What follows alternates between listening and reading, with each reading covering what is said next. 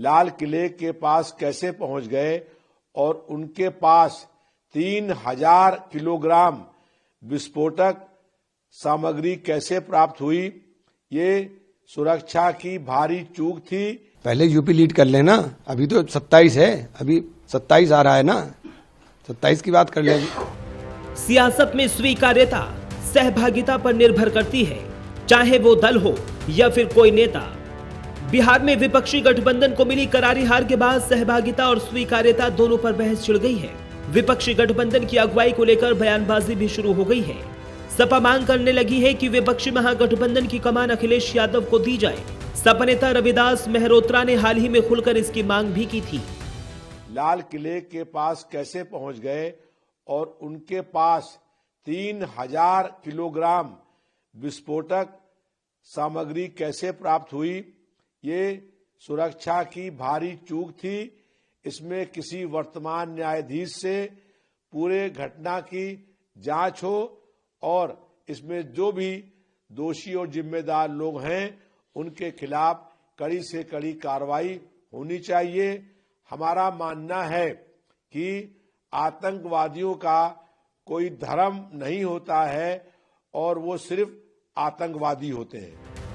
बिहार में भले ही तेजस्वी यादव के विपक्ष का सीएम चेहरा बनाया गया था, लेकिन चुनाव कैंपेन की शुरुआत से ही राहुल गांधी विपक्षी महागठबंधन के पोस्टर बॉय में थे। राहुल की अगुवाई में ही बिहार में वोटर अधिकार यात्रा भी निकाली गई थी। यही नहीं, कांग्रेस ने बिहार में करीब 61 सीटों पर चुनाव भी लड़ा, लेकिन उसे महज 6 सीटों पर ही जीत नसीब हुई। बिहार में कांग्रेस को करारी शिकस्त झेलनी पड़ी। बिहार विधानसभा चुनावों में वोट शेयर 8.71% रहा। 2020 बिहार विधानसभा चुनाव में कांग्रेस ने 19 सीटें जीती थी। बिहार चुनाव में राहुल गांधी का एसआईआर का नैरेटिव भी फेल रहा। राहुल गांधी विपक्षी महागठबंधन के पोस्टर बॉय हैं और उनकी अगुवाई में न सिर्फ कांग्रेस को करारी हार मिली, बल्कि आरजेडी भी महज 25 सीटों तक सिमट के रह गई। ऐसे में अगुवाई पर सवाल उठना भी लाजिम है, लेकिन कांग्रेस को ना तो ये सवाल पसंद आया और ना ही सपा का सुझाव।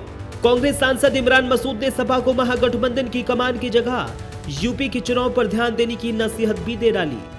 पहले यूपी लीड कर ले भाई, पहले यूपी लीड कर लेना, अभी तो 27 है, अभी 27 आ रहा है ना, 27 की बात कर ले। मतलब राहुल जी सक्षम है? मैं आपसे ये राहुल जी का कोई मुकाबला नहीं है। राहुल जी का कोई किसी से मुकाबला नहीं है। राहुल जी जितना उसके साथ लड़ाई लड़ते हैं, राहुल जी का कोई मुकाबला नहीं है।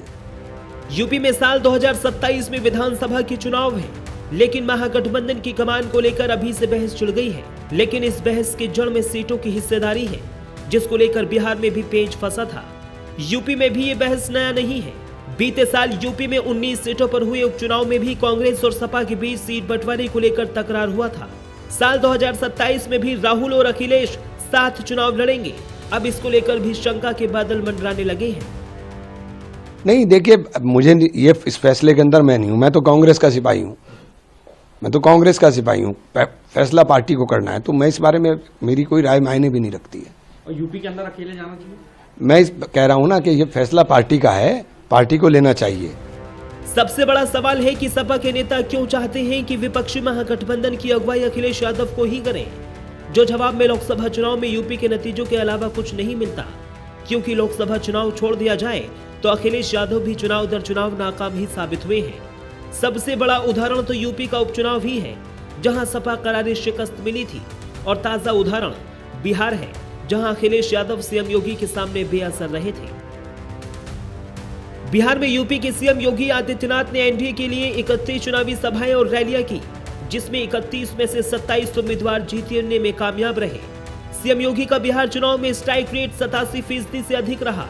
तो वहीं अखिलेश यादव की बात करें तो उन्होंने बिहार में 22 सीटों पर महागठबंधन के लिए प्रचार किया। अखिलेश यादव ने जिन 22 सीटों पर प्रचार किया, उनमें से सिर्फ 2 सीटें ही जीती। उनका स्ट्राइक रेट मात्र 9% ही रहा। इन आंकड़ों के हिसाब से तो अखिलेश यादव की दावेदारी भी कोई दमखम नहीं दिख रहा है। यही वजह है कि कांग्रेस अभी भी अपने नेता राहुल गांधी का बचाव कर रही है। लेकिन एक बात तो तय है, चाहे बात विपक्षी महागठबंधन में सीट बंटवारे की हो या फिर महागठबंधन की अगुवाई की, यूपी की सियासत में बवाल होना तय है। Bureau report, prime news.